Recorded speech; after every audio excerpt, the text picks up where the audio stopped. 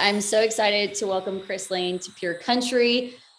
You've been kind of crazy busy with touring shows, CMA Fest, announcing that you guys are welcoming a new little one on the way. Are you taking a moment to like soak in everything that's happening right now?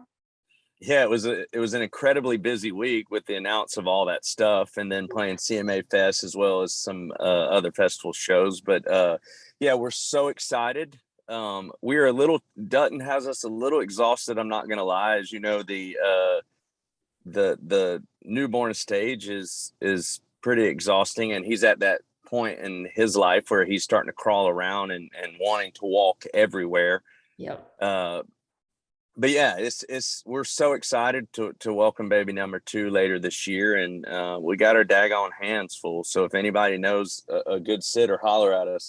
Yeah, me too. Maybe we'll share one. That would work. Yeah, I know. It's so funny. Like you think, oh my gosh, once you're out of the newborn phase, the tiredness will wear off. And then you're like, no, they're busy and running around. And you just kind of learn how to survive while tired. Oh yeah, I know. I get into write some days and I'm just like, my brain will not work. Just got the old cloud brain going on. Yep, it happens. Well, I want to congratulate you on the new song. It was so cool being at CMA Fest. And I'm like walking down the street and I see this little truck with a big screen on it, like rolling down the street. And there's Chris Lane, 70s outfit, just rocking with Lauren Alaina singing Dancin In The Moonlight. How did this song, I know like Jesse Frazier and Brett Tyler rewrote it. But how did you guys decide, okay, we're going for it and putting out like the countrified version of Dancin In The Moonlight? Yeah, so when Jesse sent this song over to me, he was like, I could hear you on it, and I listened to it, loved it, played it for my team, and everyone really loved the rewrite of this song. And then we got into the studio, decided that we wanted to put a female vocal on that second verse and add the harmony, all that kind of stuff. And I've always been a huge fan of Lauren Alaina. Like she could sing the daggone phone book and it would sound amazing. So we reached out to her. She loved the song, decided she would sing on it. And I got to watch her do her parts, and it took on I feel like she took it to the next level, or at least the song, in that sense. And I'm so happy to have her on it. She's full of personality. So we had so much fun making the music video. And the song, a lot of people don't know this, but the song was popular back in the early 70s. So we tried to kind of take it back to that in the music videos, or in the music video, and go with a 70s style look. Did you, like, when you got the text message from Jesse Frazier with like, did he explain, hey, we rewrote this song? Were you a little weary before you actually listened to it? Like, what is this?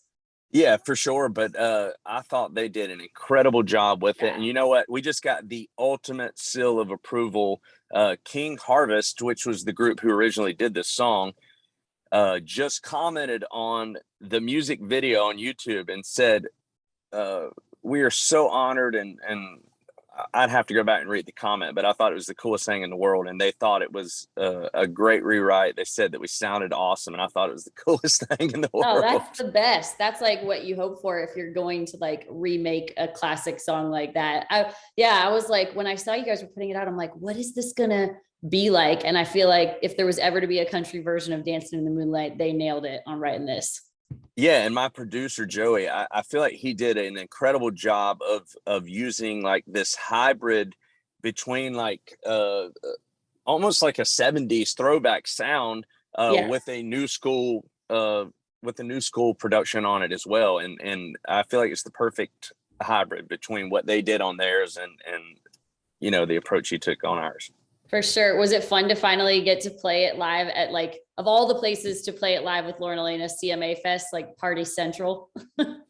Yeah, no, it was awesome. I feel like CMA Fest can be a little more stressful sometimes than it needs to be, because what fans don't necessarily understand is that it is a lot of fun for us to get up there and do that, but it's also a little uncomfortable because you're not using any of your own stuff. You're just walking on stage hoping that things work. And I think for me, I had the nerves more so than ever before, because her and I had only sang this song together a couple of times leading up to that. And we didn't get to rehearse it that day or sound check it or any of that kind of stuff. We walked on stage and it just, had to get up there and do it. It all worked out. By the seat of your pants. Yeah. I mean, sometimes it can go one of two ways. Like sometimes that can be like the best thing ever and you just rock it. And then sometimes it's like, maybe we should have thrown in a rehearsal. Yeah, for sure. But I know Lauren Alaina, I mean, again, she can sing anything. So she walked out there and killed it. It was awesome.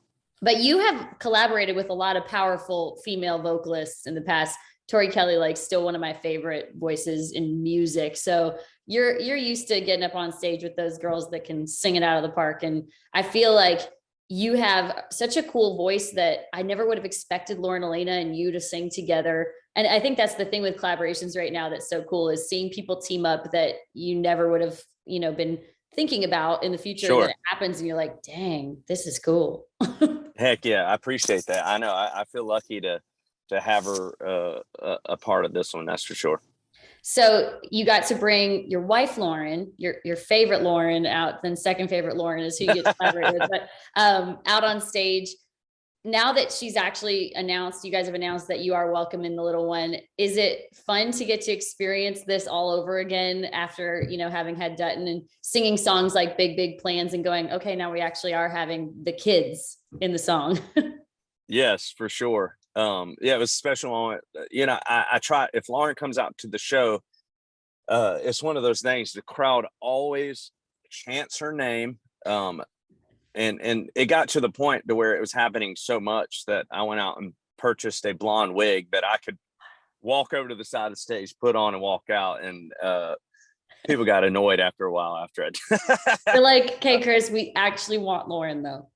Yeah, I know. And at CMA Fest there, I wanted to bring Dutton out on stage, but it was during his nap time and he was not cooperating. And it was going to be his first time to come out there. So when I called Lauren out there, I was like, where's Dutton at? She was like, he is unwell in the back right now.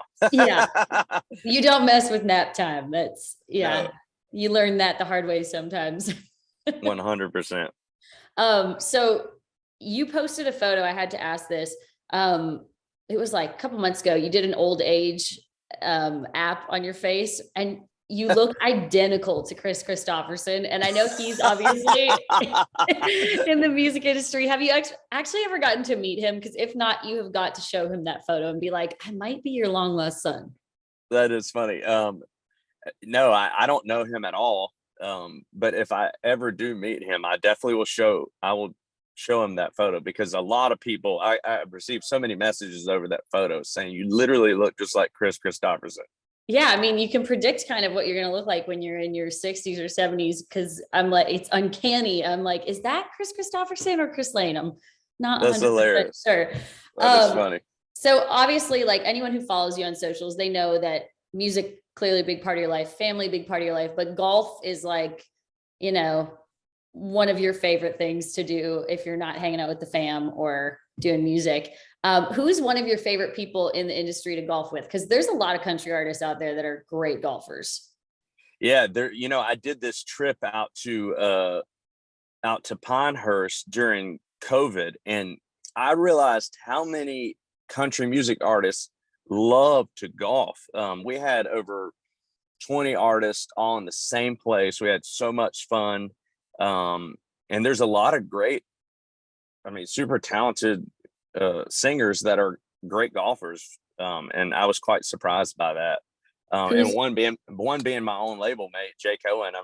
He's a great golfer. Someone else who surprised me a lot, and I'd played with before, but he elevated his game, was Hardy. Oh, really? Okay. Yeah, he was really good. Jameson Rogers, Charles Kelly. Man, there were so many. We had Scotty McCreery, who's a great little golfer as well. Yeah, I didn't realize how many artists. I feel like you were the first one I knew. I was like, I know he's obsessed with golf and he's a great golfer, but I'm like, I feel like that is pretty much everyone's favorite pastime now is golfing, and everyone's pretty damn good. Yeah. Yeah. Last thing I want to talk to you about, because like I didn't actually get to talk to you when this happened, was Big Big Plans. That got to be, obviously it's, platinum now and went #1, but it was your first #1 as a songwriter, which I know, you know, if people watching don't know this, being able to write your own songs and seeing them succeed when they are your story is so extra special. How cool is that for you? Oh my gosh, it was so cool. Because it was just a personal song for me, and a personal moment that I shared or decided to share with the fans and let them in on, and the people that have supported me, and the way people reacted over that song and kind of took it and made it their own. I think the best part for me out of all of it is A, Lauren said yes, but B, I Yes. got to watch every single night when I was out on tour right after that song. People would take it and make it their own, and ask to propose on stage to it, and it was the best thing in the world, because I got to watch guys go through what I went through when I got down and proposed. You kind of just black out, and I think there's something special about when somebody does it on stage. You have to have some guts to get up in front of a crowd full of people. And I couldn't hope. even do it. I couldn't even do it in the backyard with just a few of her family members, like, Yeah. and remember what I wanted to say. But when you hand somebody a microphone on stage, it makes for a great moment. For sure. And you're like, hopefully she really says yes. You got to be sure. I have, yeah. If you're gonna ask somebody to marry you in front of a bunch of people, you better know for sure that they're gonna say yes. Yeah, no kidding. Well, I it haven't was had cool. a no yet, so. Okay, I was gonna say, I hope you haven't had anybody say no. I mean, like, even if you are gonna say no, you can't do it on stage. You've got to like talk to them after. Yeah, seriously. Well, I can't wait to see what songs come out of this new season of life for you, you know, with now being about to have 2 kids in your life and, you know, just married life. I think that brings a whole new kind of storyline of music, which I think fans are pretty pumped about. And we can't wait to get you to Canada to play all of it soon. Heck yeah, I can't wait. Awesome. Well, thank you, Chris Lane, for joining us on Pure Country. And if you guys haven't checked out Dancin In The Moonlight with Lauren Alaina, go listen to it now.